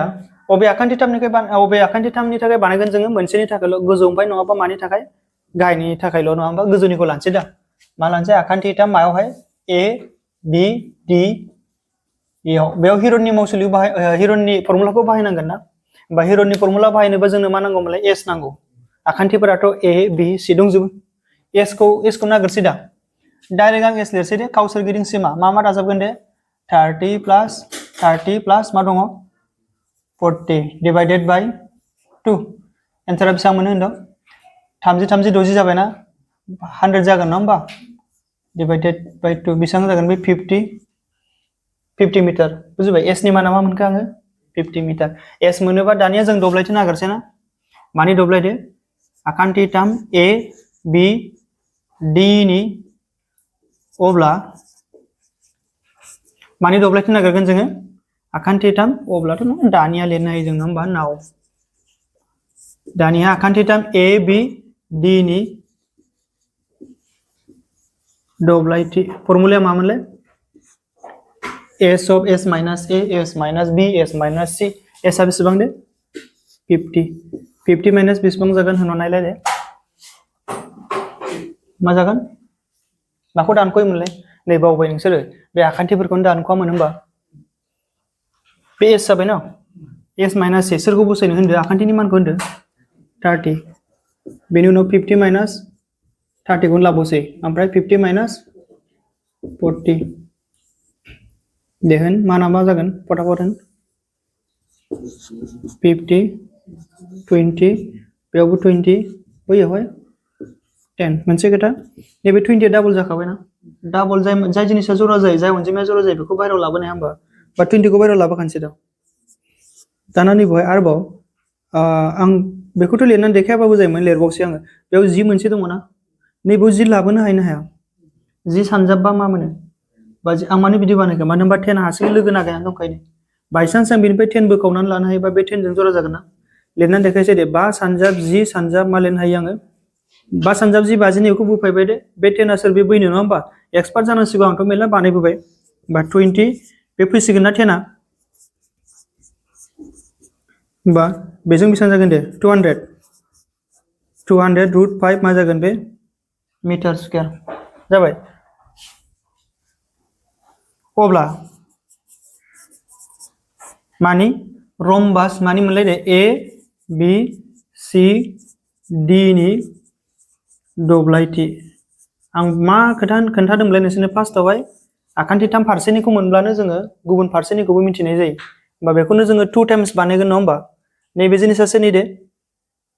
बे नैबे आखान्थिथामनि गोजौनि नङा होमबा बा गाहायनाबोथ' बिदिनो जागोन समान बा बे सानैजों डाइरेक्ट दाजाबनाय माने 2 टाइम्स खालामनाय होमबा 2 जों इन्टु खालामबानो जाया होमबा मा खालामसै आं 2 सानजाब मा खालामसै दे नैबेखौ सानजाबसै आं डाइरेक्ट खोथा लिरला दे मा सानजाबसै आङो नङाबा नैबेखौबो लिरनो हायोमोन ना होमबा आखान्थिथाम ABD नि दब्लायथि बाट आं बेखौ खोथाखौ लिरला डाइरेक्ट 2 जों माने 2 टाइम्स खालामबाय आं 2 फान जाया होमबा मोननै जाया होमबा बा 2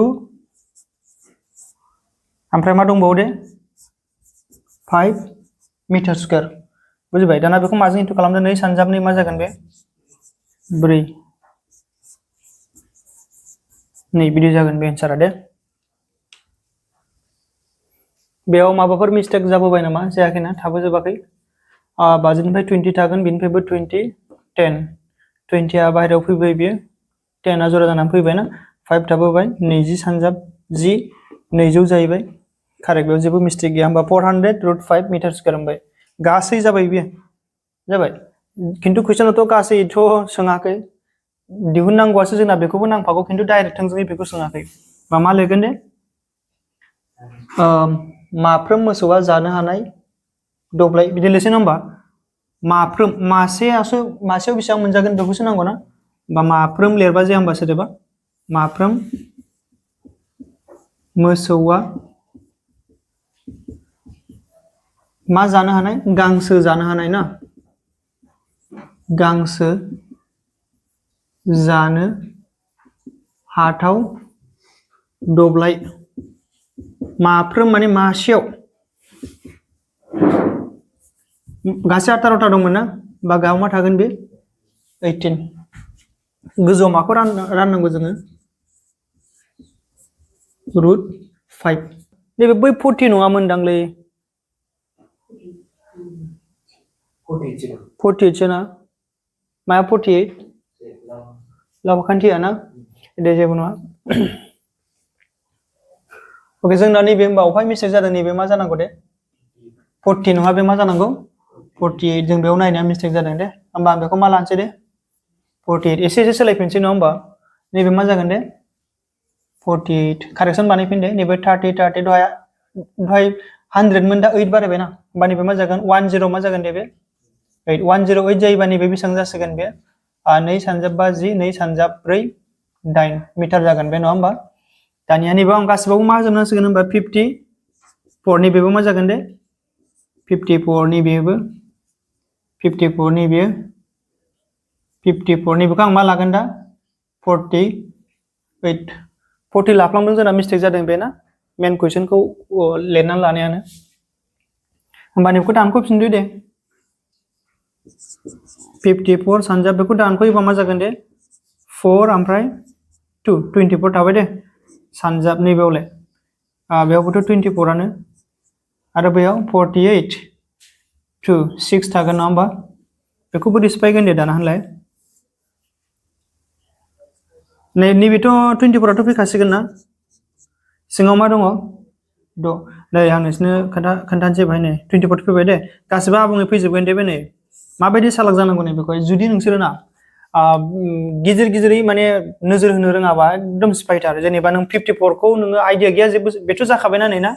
खिन्थु बे 54 खौ आं 6 जोंहाय नुहुरगासिनो दं 6 जों लोगो खालामनो हायो खिन्थु नोंसोर बिदि मिन्थिया बेजों लोगो जागोन ना जाया होमबा नों बेखौ मारै खालामथारगोन 54 खौ मा खालामनांगौमोनलाय सानजाबगिरि बिजिरनांगौ जा दं फिसा सिफायफ्लेथार खिन्थु एसे सालाक जायोबा एक्सपार्ट जायोबा बानाय माने बारस'नो हायो मारै आं मिन्थिगौ 54 सोरनि साननाय फारियाव दं 6नियाव 6 सानजाबगु बेसेबां मोनो 6 सानजाबगु 54 लिरनानै बेयाव देखायनाय माने बे 6आ बै 6 जों लोगो जागोन ना जाया आरो मोनसे 9 थाबावगोन ना 9आलाय आबुं बर्ग नंखागौ ना नङा 3 जायोना जाया 9निया औ होमबा आंनि बाव मा लिरनो हायो दे 6 सानजाब मा लिरनो हायो दे 9 ओमफ्राय बैयाव मा दङ दे 6 होमबा बे मोननैजों ओंखारसिगोन ना आरो 9आबो मा ओंखारबोयोमोनलाय बाहेरायाव 3 ओंखारबायना ओंखारोबा 3 सानजाब 3 9 जायो होमबा बेखौ आं बेखौ ओरैबो लिरनो हायो ना होमबा 6 ओमफ्राय मा लिरसै आं 3 6 जाबाय 6खौ आं सिफायासै दे बे बैजों लोगो जाखाबाय नालाय बा समान समान मा जागोन दे एबाराव 24 सानजाब 6आ मोनसे फैबावगोन आरो माया फैबावगोन 3 दाना 6 सानजाब 3 मा जागोन बेवहाय जिदाइन 24 जों मा सानजाबनांगौ जिदाइन दाइन सानजाब्रै 32 3 थाबाय नङा होमबा 8 सानजाबनै 16 17 18 19 4 and 2 9 13 9 10 11 12 13 and बेयाव मा थागोन 4 432 सो मोनबाय दे बेयावहाय जोंना बेयावहाय मा मोनो 432 मीटर स्क्वायर जाबाय दाना बे 432 मीटर स्क्वायर जोंना फाननै जानांगौ माने मोननै बाहागोनिबो मोनसेनिबो आरो गुबुन मोनसेनिबो बा बेखौ माजों सानजाबगोन 432 मीटर स्क्वायर खौ 2 जों 2 सानजाब 2 4 2 सानजाब 3 6 2 सानजाब 4 8 मीटर स्क्वायर बेबायदि थांबाय दे दानिया बेखौ जोङो माबेसे मोसौनो गांसो जाहोनो नागिरदोंमोनलाय जों बे दब्लायखौहाय मा 18 नङा होमबा तो माफ्रोम मोसौआ गांसो जानो हाथाव दब्लाया मा जागोन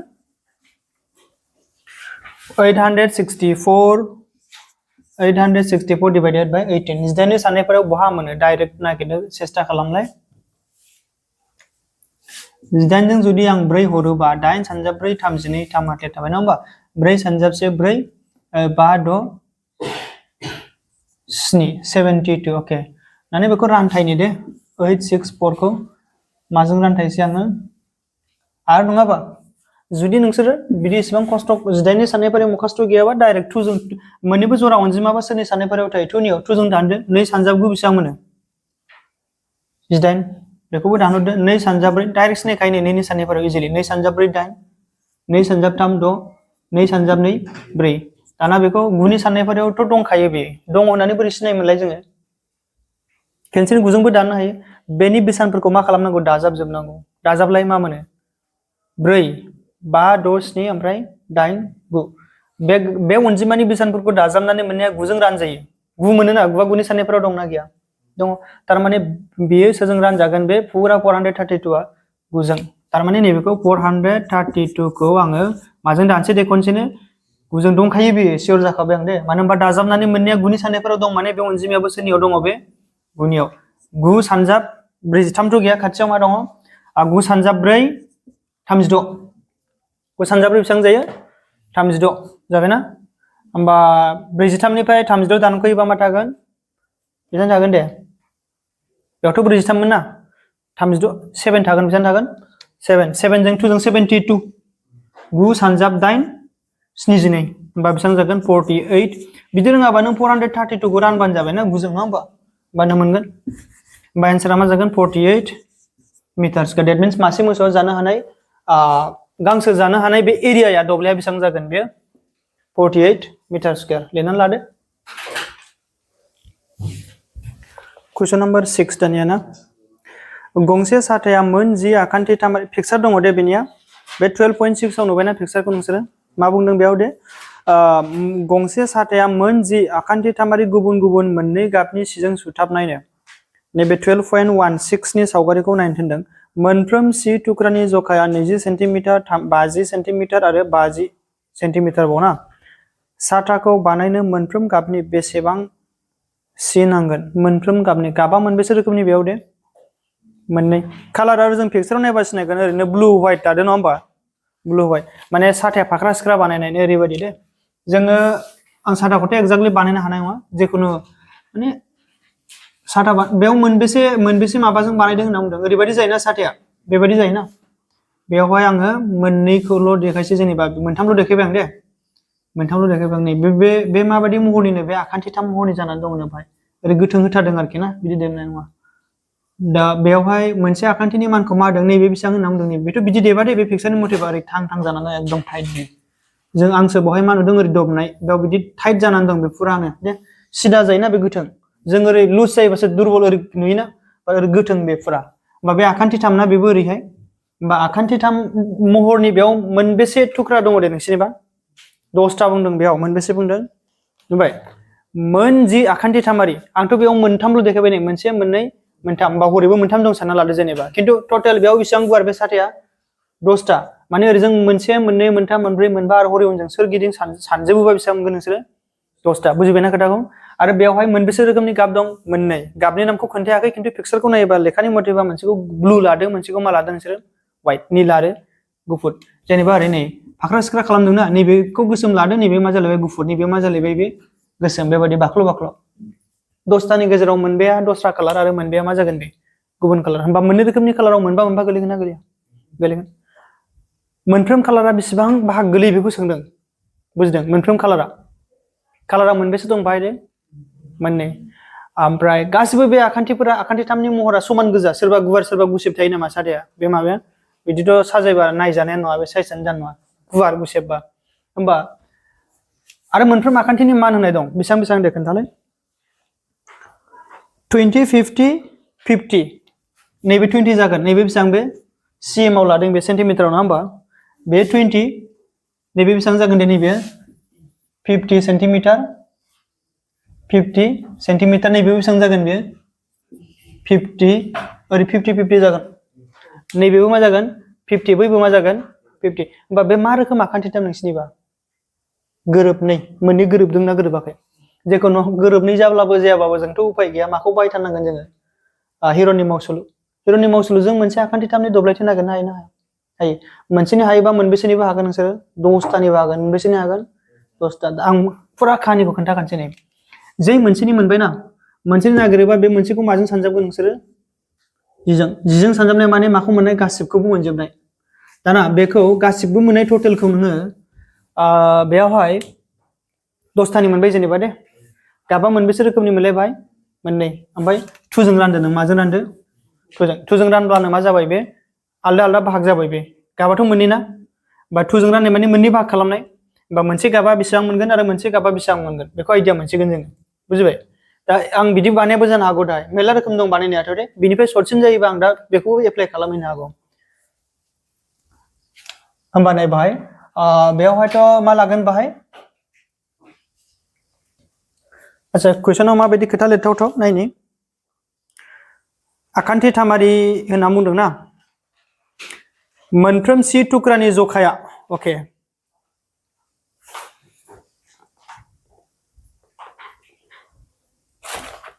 होमबा बेयाव ओरै लिरसै मोनसे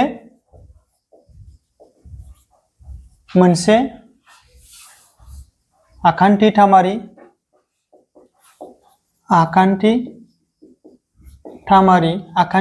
बेखौ बाहागोसो होनांसिगोन नङा होमबा बाहागो से बाहागो मोननै बाहागो मोनथाम आलदा आलदा बाहागो नालाय आखान्थिथामारि बाहागोनि थाखाय जों फार्स्ट मोनसेनि थाखाय नागिरनोसै नङा होमबा फार्स्टआव मा नागिरग्रोयोमोनलाय दे होनलाय एस माने खाव सोरगिदिं सिमा एसआ बेसेबां जागोन होनदे 50 + 50 and 20 divided by 2 बेसेबां जागोन 120 divided by 2 which is 60 centimetre okay जों होमबा दब्लायथि अब्ला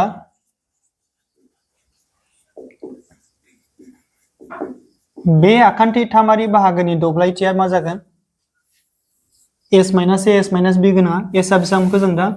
60 - 50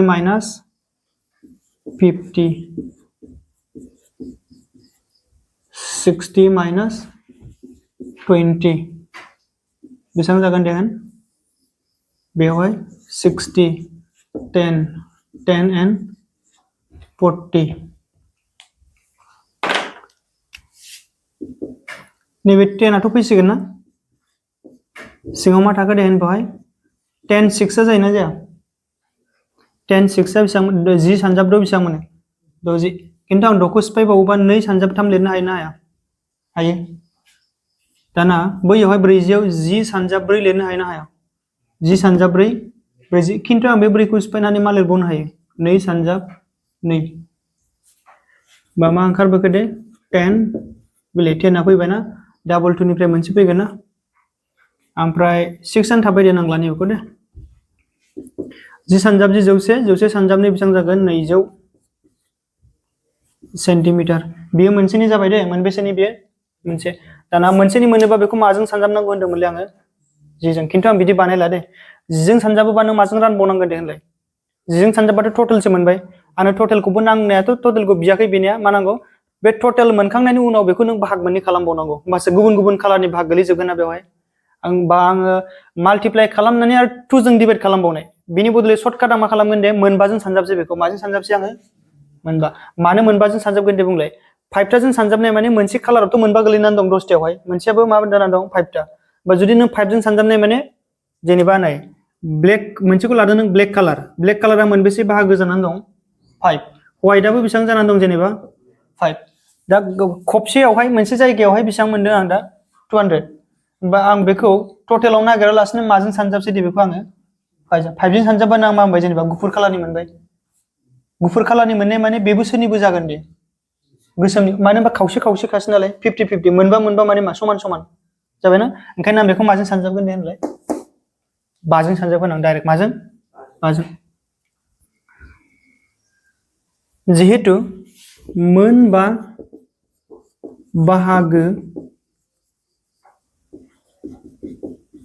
बाहागो गोनां गुबुन मोननै गाबजों साथाखौ बानायनाय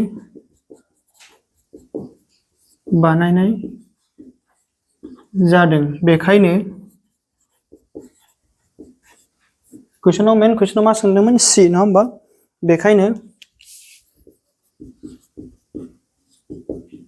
मोनफ्रोम गाबनि गोनां जानाय सि बा सिनि दब्लायथि माजों सानजाबगौमोन आं बेखौ दाना माजों सानजाबनांगौ होनदों 5 जों √6 होनबा एन्सारा जागोन 5 सानजाबनाय 0.006 सेन्टिमिटार स्क्वायर अके एन्सारा बावनो जोबगोन दे दानिया जों कुइसन नम्बर 7 दानिया कुइसन नम्बर 8 खौ नायसै नङा होमबा कुइसन नम्बर 7 खौ आं दोनथ'बाय दे कुइसन नम्बर 7 कुइसना एग्जामाव बांद्राय फैनायबो नुवाखै आं बेसेबां इम्पर्टेन्ट नङा दे सोलोंनानै थाबानो जाबाय नोंसोर ओमफ्राय उनाव फोरोंगोन आङो बेखौहाय जों टाइम लाफिननानै सोलोंफिनगोन दे आं जे कुइसना बांसिन एग्जामाव फैबाय थाखांखानाय ओमफ्राय फैथावथाव बिदिखौ रासिन नायग्रोनोसै जों दा टाइमानो माने हास्लाबजोबाना कुइसन नम्बर 7 को दोनथ'बाय दानिया फैगोन जों कुइसन नम्बर 8 7 को आं उनाव फोरोंनांगौबा फोरोंफिनगोन नोंसोर दा खोनानै लादे जायखौ जालाङाखै बेखौहाय 8 नाम्बाराव नायदे 8 नाम्बारा पिक्सार होनाय दंना खाथियावहाय 12.18 आव नुबायना पिक्सारा माबादि बिबारनि बायदि पिक्सार नुदोंना कुइसनखौ नाय मोनसे मैजा माने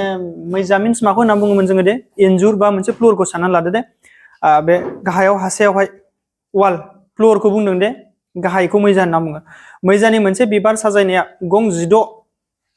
मा खालामदों बेयावहाय आखान्थिथामारि टाइल्सजों बानायजानाय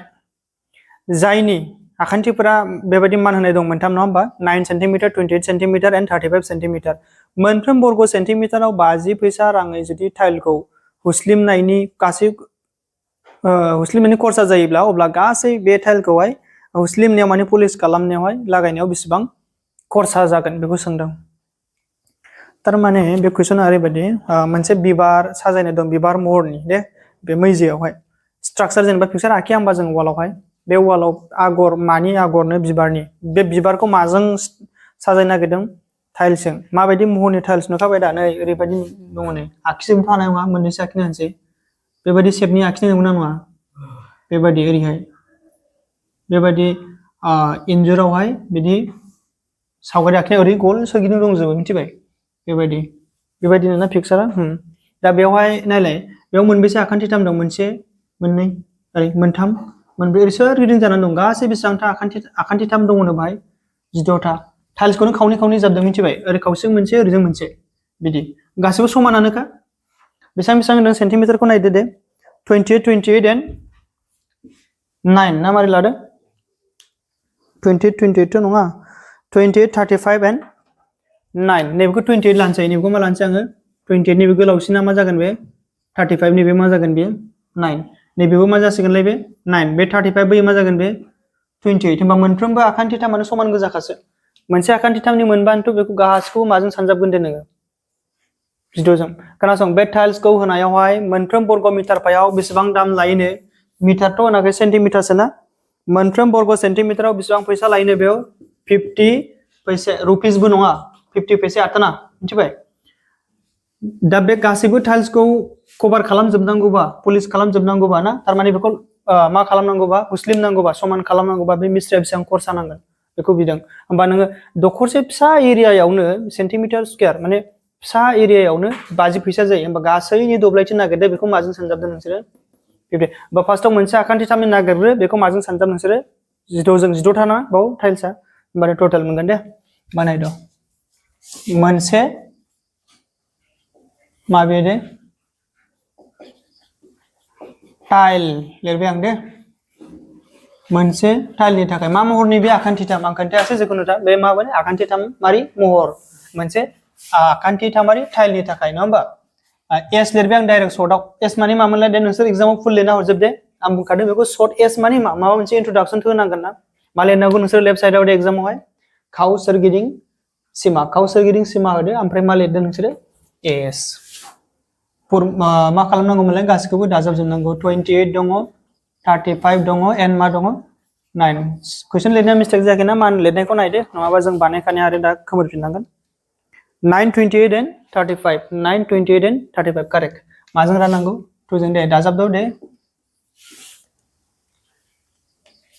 9 10 17 18 19 20 22 2 केरि ना 3 4 5 6 7 72 मोनगोन नङा होमबा दाजाबनानै नायलायनाय नोंसोरो आं बेसेबां मोनबाय बेवहाय 72 नोंसिनि मथेबा मा मोनो नायनाय दे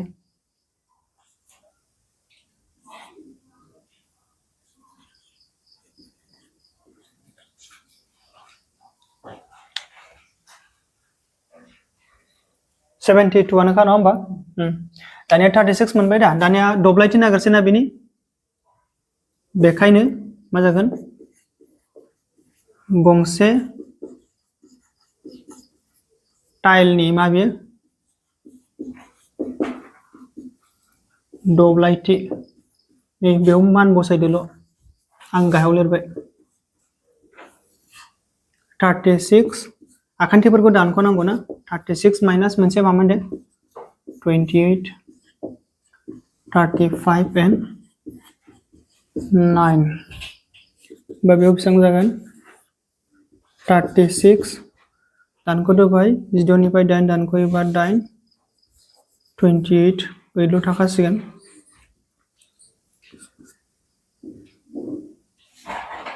नैबाव बेसेबां दंबावो 35 1 बैयावहाय 9 4 जा 36 नङा होमबा मोनसे दानोबा 27 नैबेखौ आइडिया मोनबाय दा मा जागोन बेयो 10 सानजाबदो 32 जायोना जाया नंगौना बे दानख'नाया मिस्टेक जादों नामा जायाखैना बा गासिबावबो बिदिनो जाजोबगोन 36 एन्ड 35 दाना बेखौ बाहेरायाव लाबोदो 36 माने मामोनलाय 10 सानजाबदो 32 दाइना सोरनि बे 2 नि क्यूब जानानै थायो ना 2 सानजाबनै 4 4 सानजाबनै 8 27 माने 3 सानजाब 3 9 9 सानजाब 3 27 ट्रिपल 3 ना बे मोननैजों ओंखारबोगोन बेयो 6 2 3 6 10 सानजाब 22 12 सानजाब 3 32 बे रुट 6 नि मानखौ जोङो मारै नागिरोमोन दाखालि फोरोंनाया बावबाय नामा नैबे मारै खालामोमोनलाय जों बेखौ दे गोलाव राननाय बिखान्थियालाय ब्रा मारैमोन दे बेयाव सर्ट बानायसै आङो फार्स्टआव बेसेबां हरगोन दे होनदो 2 नङा होमबा 2 सानजाब 2 4 बाय बेखौ दाजाबोमोन ना बैखौहाय 4 बेथ' 2 थाबाय बा बेयाव पइन्ट होनांसिगोन ना डाबल 0 फैयो बेयाव जेखौ होयो बेयाव होनांगौ दे होमबा आं बेयाव मा होनसै 5 फोर होनोसै नामा 5 सानजाब 25 5 सानजाब 4 20 21 22 अभार जाबायना नै 4 होनांसिगोन दे 4 सानजाब नैबाव 4 होनांगोन ना 4 सानजाब 4 12 से हाथाय 4 सानजाब 4 12 बेजों मा जागोन 17 बेयाव बेसेबां दं दा 4 9 माइनास 7 बेसेबां जायो 2 ओमफ्राय नैबेजों दाजाबबावगोन ना 40 बेसेबां जागोन बेयो 8 नैबाव जेखौ होगोन बेयावबो बेखौनो होगोन दे पइन्ट होनाय थायोबा बेयाव मा फैयोमोनलाय डाबल 0 48 बेयाव मा लागोन 48 जों 5 लानोसै आं दे बेयावबो मा होगोन आङो 5 5 सानजाब 25 नै हाथलेट 8 सानजाब 40 42 4 हाथलेट 5 सानजाब 20 24 12 जाबाय ना बा 4 होनसै दा 4 होबानो मोनखागोन आं 2.44 लानोसै मा लानोसै 2.44 बेखौ सानजाबनानै नायसै दे दानिया आच्छा बेखौ बिदिनो दोनथ'नोसै आङो दे माने पइन्टखौ जोङो दाहाय खेनसेनो ज' सानजाबहैसै नामा मानो होनबा जोंहा मा सानजाबावनांगौ दंबावो दे बे मोनसे टाइलनिसो मोनदों जों बाहाय दे गासैनि नायनांगौ ना मोनबेसेनिमोनलाय गासैबो मोनबेसे दंमोनलाय जोंना 14टा बेखायनो मोन 16 माबे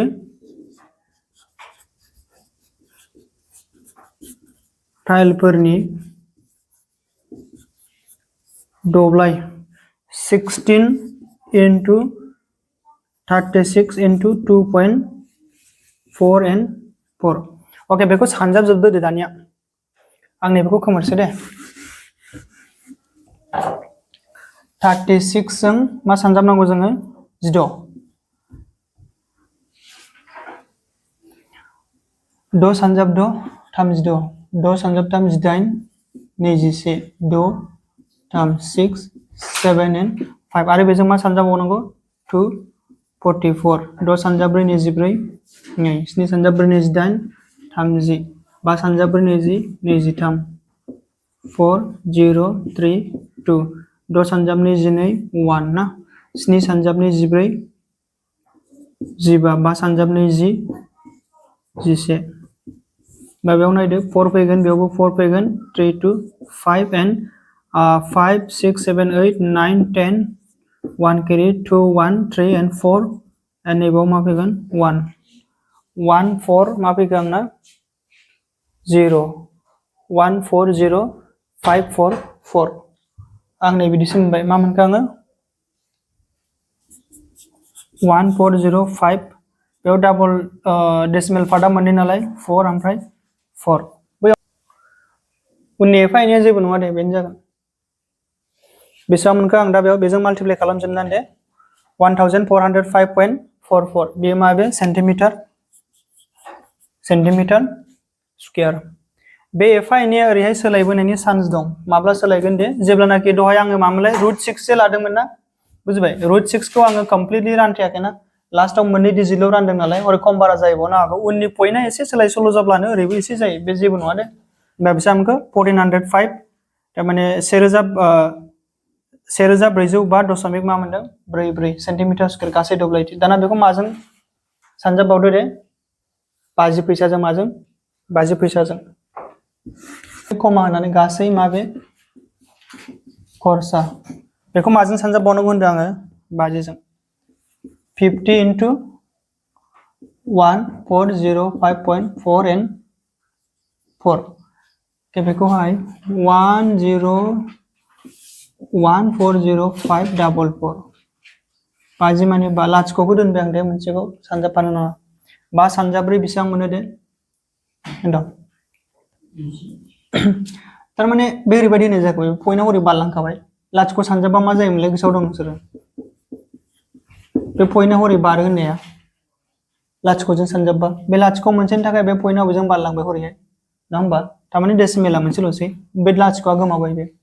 5 सानजाब्रै 20 नै हाथल 5 सानजाब्रै 20 22 नै थाबाय नङा होमबा 5 सानजाबा 25 26 27 5 सानजाब्रै 20 नै 5 सानजाबसे 5 6 7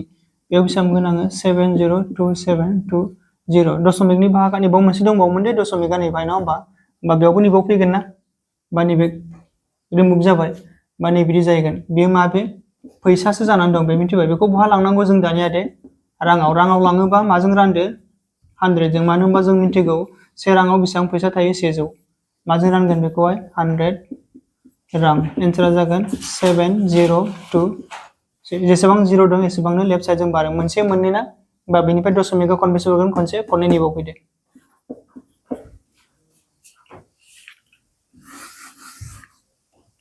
702.72 फैसा जाहैबाय माने 702 रां 72 फैसा बेबायदि जागोन बेनि एन्सारा दे एन्सारा बेसेबां लिरनाय दंमोन 700 दान जाहैगोन बेसेबां जेबो नङा जाहैबाय बा जोबनायाव जोंना एन्सारा मा मोनहैगोबाय बे टाइलखौ जों गासै पुलिस खालामनायावहाय स्लिम खालामनायावहाय हुस्लिमनायाव जोंहा बेसेबां फैसा थांगोन बेसेबां रां थांगोन 702 रुपिस ना जाबाय दिनै जाथ'सिगोन दे बे चेप्टारा बेयावनो जाथ'बाय दे नेक्स्टआवहाय जों मा लागोन दस्रा चेप्टार लानोसै नङा होमबा